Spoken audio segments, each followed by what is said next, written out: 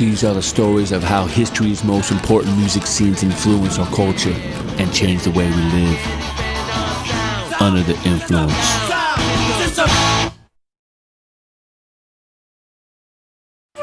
Back in 1655, the sun never set on the British Empire. That year, the British Navy kicked the Spanish out of Jamaica and claimed a large Caribbean island in the name of the mother country. England's colonies from Asia to Africa and throughout the Western Hemisphere helped make it one of the wealthiest, most influential empires the world has ever seen. The 19th century saw England's Industrial Revolution blossom. The rich got richer, and the way the working class works changed forever. For it is the empire, which includes 1/4 of all the land and of all the peoples of the world, that gives to Britain its position as a first-class power. Then came the wars.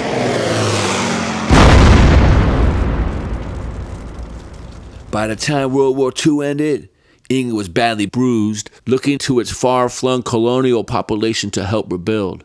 By the time of the 1970s, the influx of immigrants with brown skin led to unprecedented racial tension, with economic downturn and energy crisis putting the country in a state of emergency. The government had put a cap on wages while inflation spiked out of control. Workers went on strike. Power outages were the routine. Battle lines were being drawn along race and class like never before. Post-Empire Great Britain was locked in a struggle to define itself. I mean, it was kicking off here, man. You know, we had riots in the late 70s, talking massive unemployment, 3-day weeks, rise of the National Front. The popular music of the time was like a million miles removed from the feeling on the street. The cultural climate was pretty dread.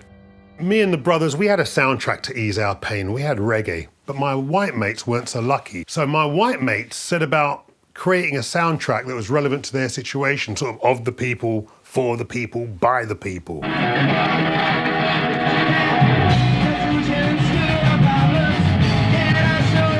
London was the centre of the punk rock universe. The Roxy turned out to be the very first live punk rock venue in the UK. It was so early in the whole punk rock scene that there weren't any UK punk records to play. So what am I going to do? I'm going to play something I like. So I'm playing hardcore dub reggae. And this all really came out of the fact that all these white kids grew up with black people living next door. We weren't alien, we weren't exotic, we were their mates. So there was some serious cultural exchange going on. Man, when Two-Tone broke, it hit big time. It had that magic combination of danceable music with style and attitude.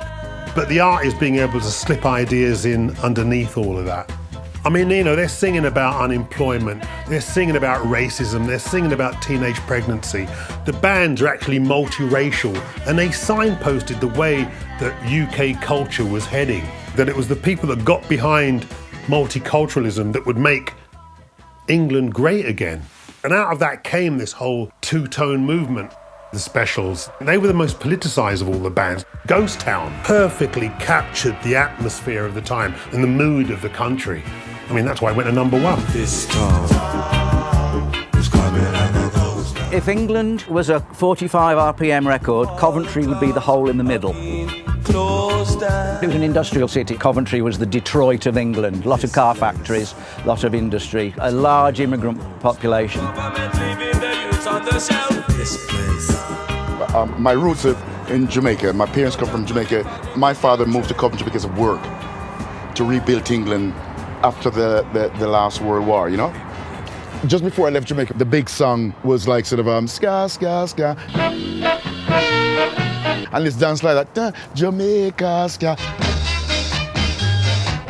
Pick it up, you know, it's old, and as a little kid, you know? I got the music bug, you know? And it was through ska. Obviously, two-tone, black and white. It's a melting pot. You got the reggae ska side, you got the punk side, which was more aggressive, and you pull all those people together. It was a perfect marriage.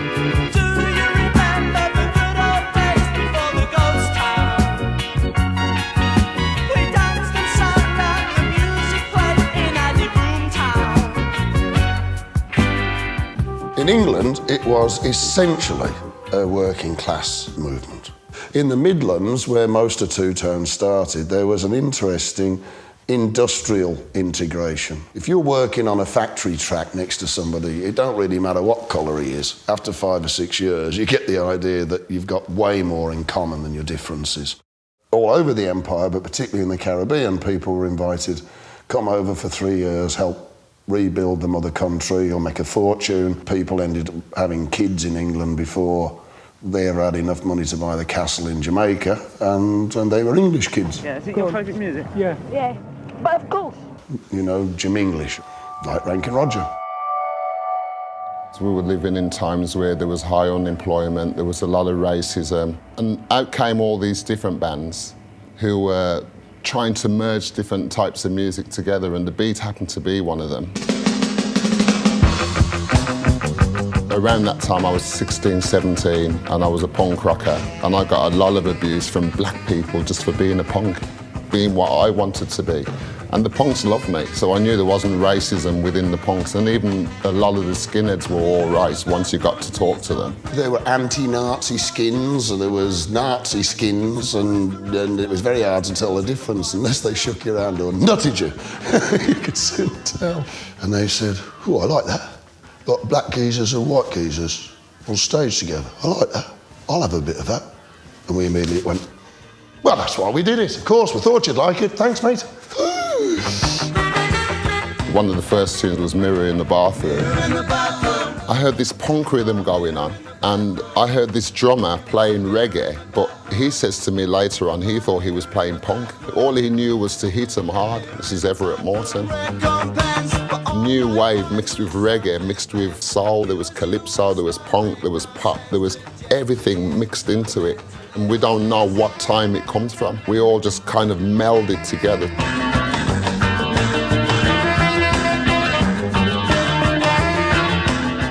There were not that many mixed-race women that you would find either in the media, on television, on radio. People were very surprised, I think, to find black people and white people being in the same band and making music together, and that was the whole point. At the end of Britain's industrial age, Orgreave was a confrontation from the Middle Ages. Margaret Thatcher had just come to power, so we had a Conservative government in power. There was a lot of youth unemployment around. There were also laws on the streets called anti-sus laws, which meant that if you were black and you were young, you could be picked up and interrogated for no real reason at all other than you just happened to be hanging around. The Specials and Gangsters went top 10, and then they brought, I think it was Madness out next, and that went top 10. Then the Selector, that went top 10. And that's when we came along and opened up for the Selector. We were the 4th release on Two Tone. That went top 10. Within 9 months of the band forming, we were already on top of the pops. By the time we got to New York, it was as though we'd set up this mobile sociology class that just had music in the back to listen to while you discussed race relations. In order to be anything in the late 70s, early 80s, you had to actually be saying something. We came out with a song called Stand Down Margaret, which all the women at Green and Common at the time, I mean, I remember hearing them on the news singing Stand Down Margaret, which was our song, and the miners who were on strike. That was ground roots, working class music. I thought we'd bring out Stand Down Margaret and it would cause such an uproar. She'd go, you know, you're right. You've called me on it. Sorry, I'm out. No. Ended up being the longest serving Prime Minister in British history, and all my fault. The spotlight was intense. Specials keyboardist and two-tone founder Jerry Dammers, the mastermind of the whole movement, began to doubt the whole thing. In New York, when a limo showed up to take the Specials to their Saturday Night Live performance, Dammers refused, arriving at Rockefeller Center in the equipment van, not a limo. A sign of things to come. Within a few short years, most two-tone bands had broke up or moved on. But two-tone as an idea survived. The message, the music, and the style were here to stay. Two-tone is, in my estimation, a subculture, but it's like an umbrella for a whole load of subcultures. They all have their own individual styles of dress. But one thing I think you can say about all two-tone style is it is rooted in working class youth. Skinheads wear cut-off Levi's. How many holes you have in your boots is absolutely paramount. What colour your laces are, all of those kind of thing. And certainly the whole mod style was always you wore your best stuff because you wanted to look good at the weekend. You don't want to look like a hippie.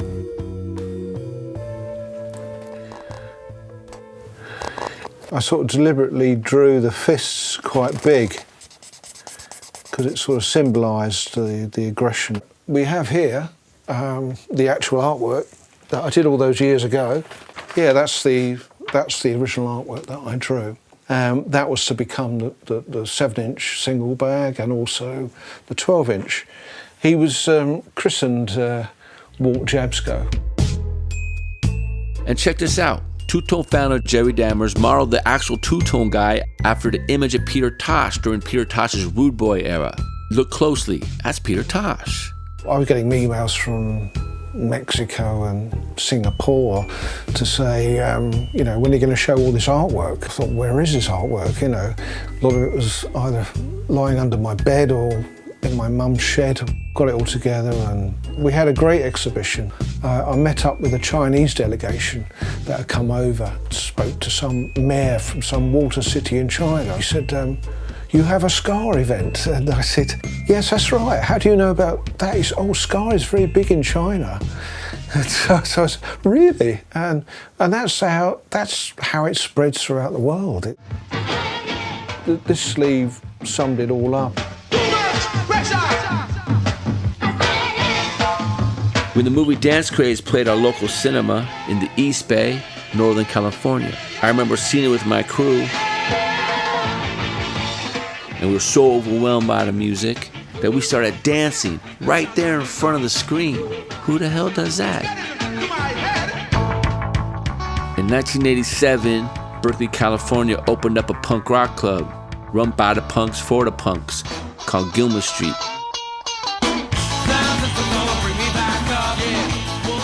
Man, it all started to happen quickly. Operation Ivy formed right after the club opened up, and we started to play our version of punk rock and ska. There are other American ska bands going on at the same time as Operation Ivy. Not a lot, but they're out there. Fishbone on the West Coast, Toasters and the Boss Tones on the East Coast. We didn't know it at the time, but we'd become known as members of the third wave of ska.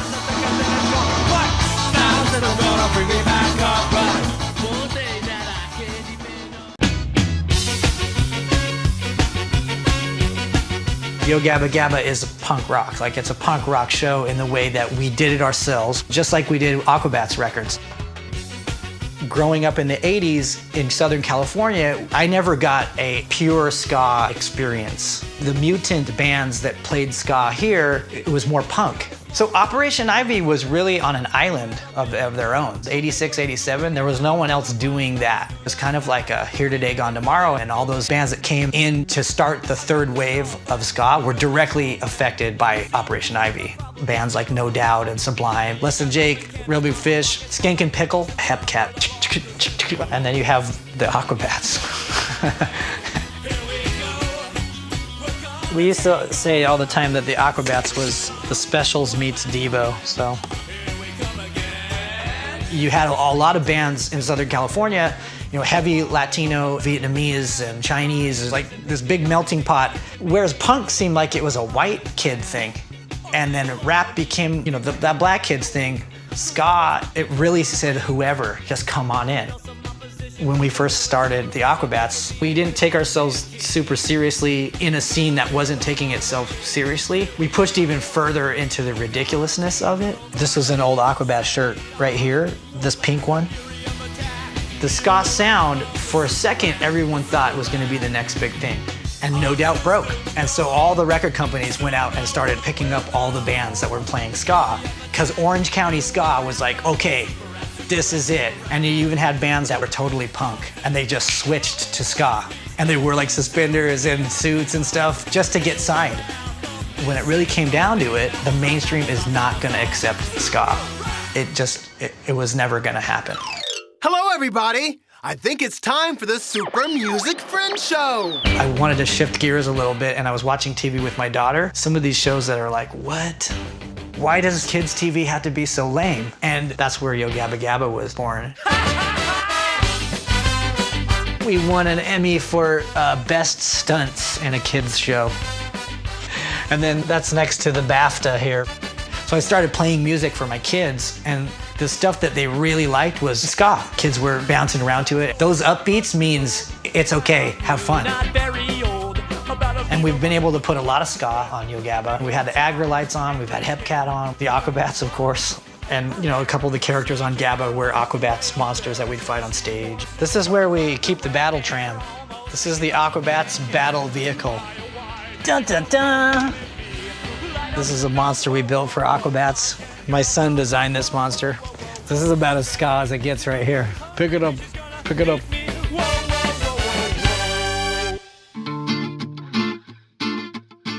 Boston became ground zero for racial intolerance. Everybody that created policy at that time seemed to have my skin color, but not my best interest in mind. Kids and young people don't really want to get caught up in the bullshit of their parents and sort of what was being handed down. Like, hey, fuck this, we feel good. When I went and saw the English Beat, Ranking Roger fucking went for it, you know, and that's what I was looking for. A party with a political attitude, and from there I never looked back.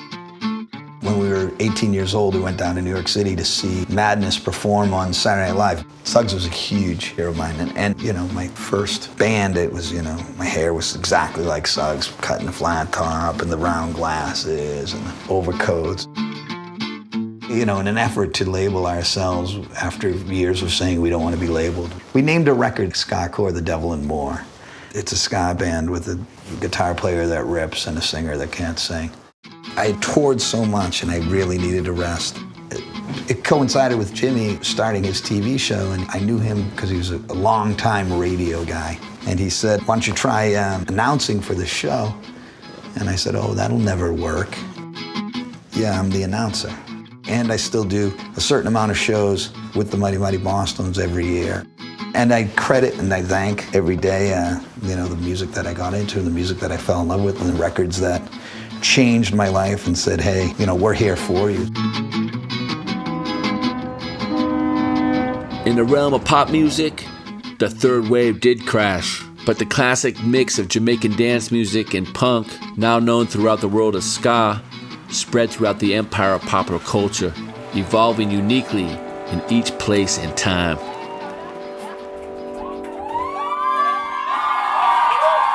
Vi rassiga.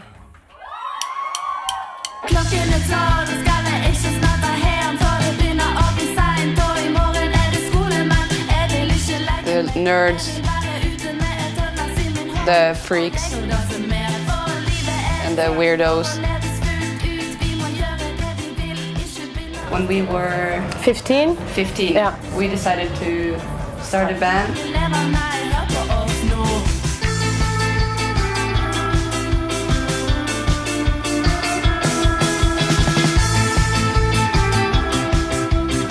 Now we are in Bergen, in our, what do you call it? Hood. In our hood. This is called Møhlenpris.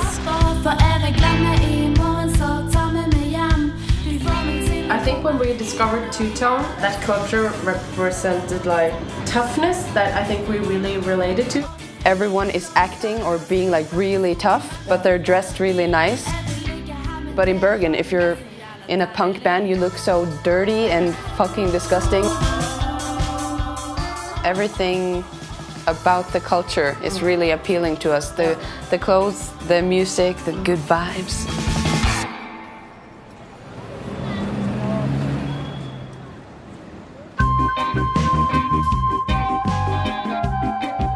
穿衣服风格就是 skinhead 的，但是在中国可能没有太多这样的文化。中国人大多数还是那种，首先他在视觉上就不能够没有足够的自信，因为从文革开始就是灰绿蓝，大家都一样的衣服，但我找任何地方，我是这样的人。最早是得在90年代末的时候，当时来自工人阶级、平民阶级，而且有一种团结的力量，然后歌曲的音乐上面呢又是那种很整的感觉，就是我想看的乐队北京没有，那我只能玩一个自己想看的乐队。行了，我就不怎么摆盘了，吃吧，收工，吃吧。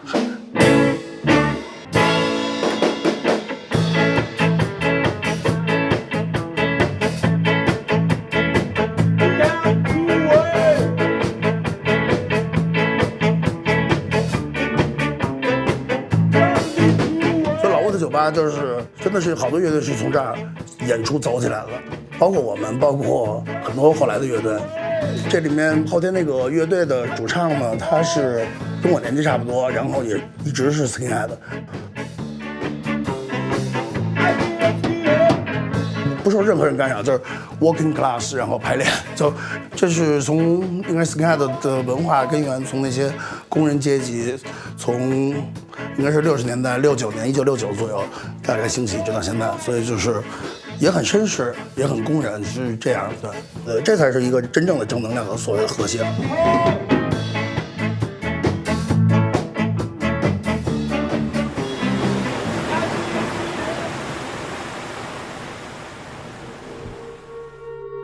I remember someone had a specials record and we would play the shit out of it. That song, Ghost Town, to me was the epitome of like how I felt at that time period, you know, so Sublime was like in that scene too, in a sense, because they were playing ska too, you know. They had a ska band before that, Sloppy Seconds.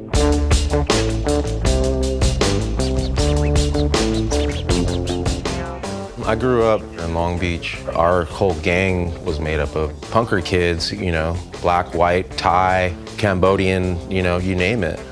I was 18. My mind was open and, you know, I was just kind of trying to create some imagery that I thought would tell a story. So that was like the first image, like the beginning of the sun. And I think Brad walked in when I was like finishing it up and he was like, "Oh, that's cool. What are you gonna do with that?" I think he threw me 20 bucks. People still call me to this day from New York, Canada, Japan, all over. They're like, "Hey, I'm gonna be in Cali, I wanna get a Sublime Sun." I didn't think that I'd still be tattooing it.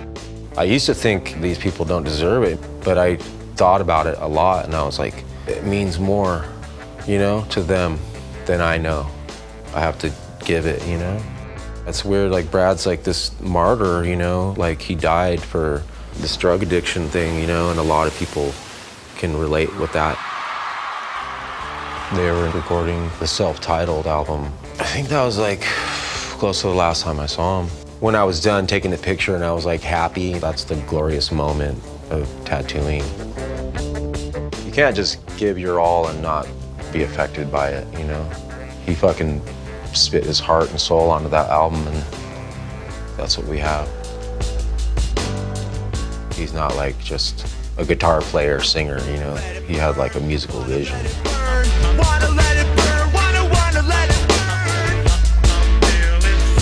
How's that saying go? If we don't know our history, we are doomed to repeat it. The lessons of two-tone are as relevant today as ever. Anytime we, the people, see something we don't like in the world, there's really only one thing to do. Come together and make some noise.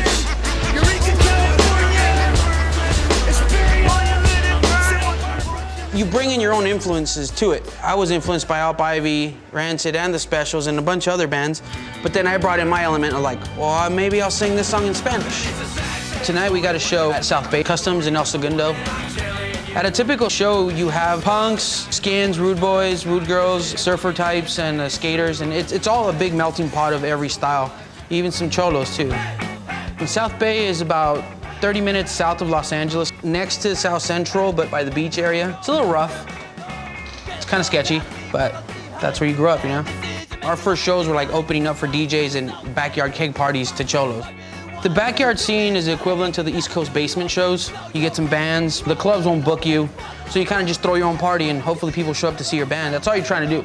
Trying to get people to see your band in a backyard. That's how it starts for a lot of the bands. And that in itself has created its own community and scene where there's no rules. It'll be like a punk band, a straight like two-tones band, ska core band, ska punk, a psychobilly band. So you get all that in one night.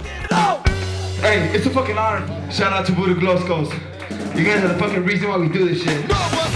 Tonight we got a show with the Voodoo Glow Skulls, which are the first Latino ska punk or whatever. I mean, they were like 88, and I saw them climb. They were on the radio, and these dudes are from like the hood. They're from Riverside. Like, that can happen. They're definitely the beginning of that era for a lot of us. It's a natural connection between the ska and like the Latin American side because there's horns. It's danceable music. Latin people love the dance. And they're very working class, and it's about the original kind of way. It's just their own take and flavor, and it's all regionally from where they are. There's a huge scene in Mexico, big bands in their own right that just have a completely different take on two-tone. Maldita Vecindad. The shows are amazing. 8,000 plus people there just dancing.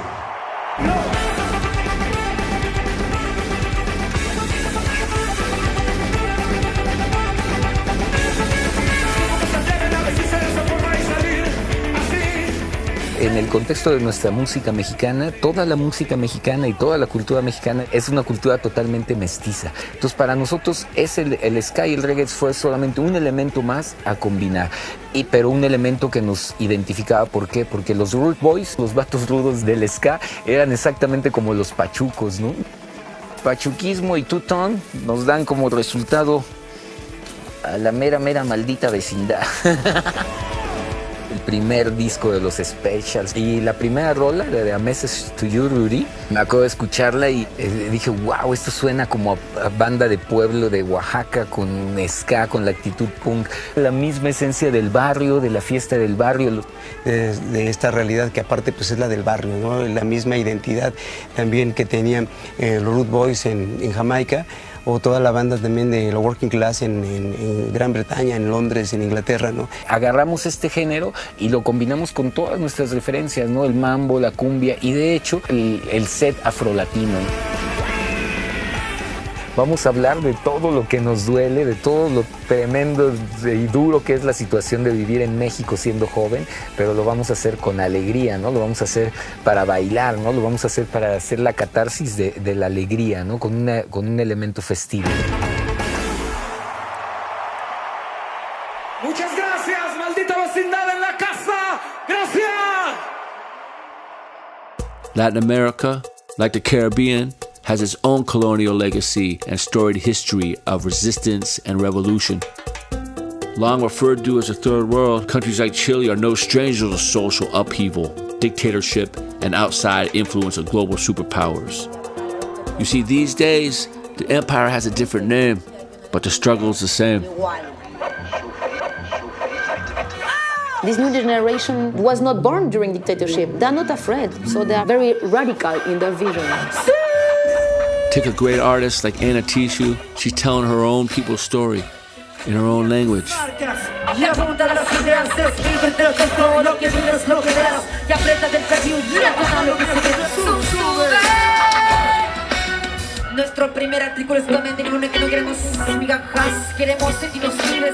Because I think music is like, how you say this, is like the biography of your life.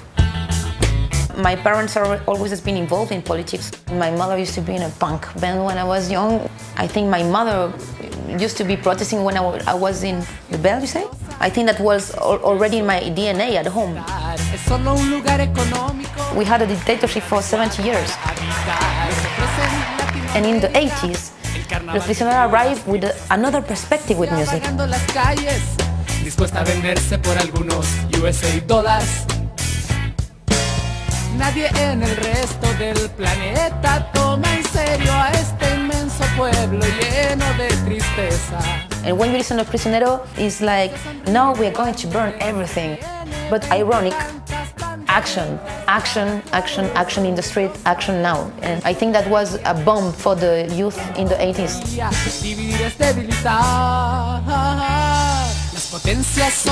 I love when I see an artist that is honest and not trying to be kind or nice. I love the specials.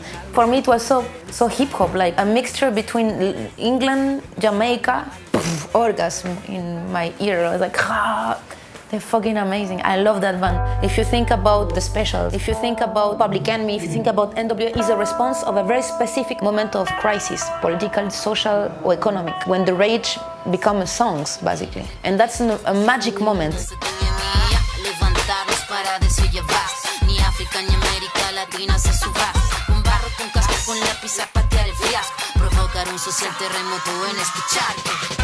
When I talk about colonization, it's not only about dictatorship from North America to Latin America. I'm talking about also colonization in Africa.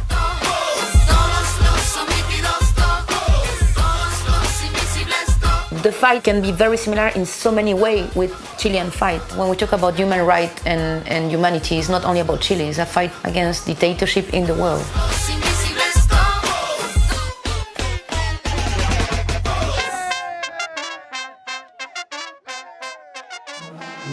As artists, we got that mission, always to be very aware to not become a logotype of our own fighting. It's just about to see what happened in your neighborhood, in your community.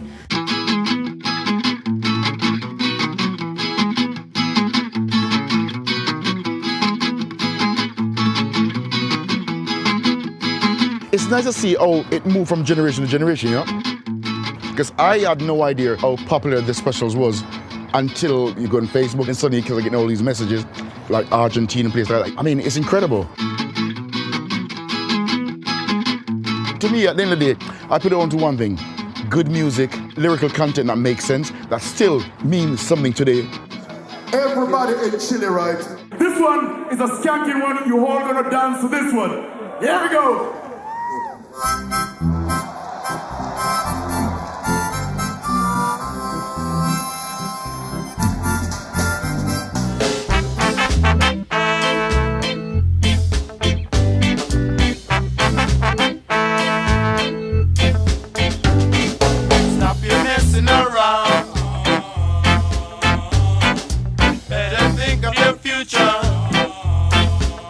I consider that two-tone is an ongoing conversation with the population of the world, because if they don't wake up to the fact that multiculturalism is the future and the only way you're going to get rid of racism is through miscegenation, black people and white people doing what they should be doing with each other, which is making people who look like me.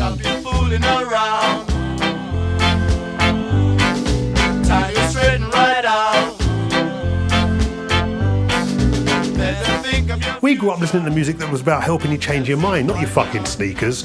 You can't spend your life on the dance floor, man. Eventually, your music's going to stop and you're going to have to go out and face reality. Once you say, okay, I don't want to be on MTV, don't want to be on a red carpet, then the world's a really exciting place again. And luckily, I get to travel and see that there are a lot of people that still believe in music as a tool for social change. Music that can help you be all you can be. And two-tone was part of that lineage, that heritage, that tradition. And long may it live. The Specials, Madness, The Selector, The Beat, Body Snatchers, and Bad Manners. British two-tone ska.